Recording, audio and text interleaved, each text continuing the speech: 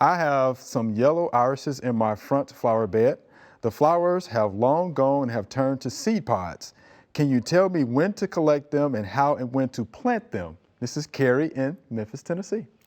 Yes. All right. So can we help her out with that? Yes, we can. Sure. Iris, the state of Tennessee's flower. Oh, so, yeah. the seed head, you got to wait till they dry.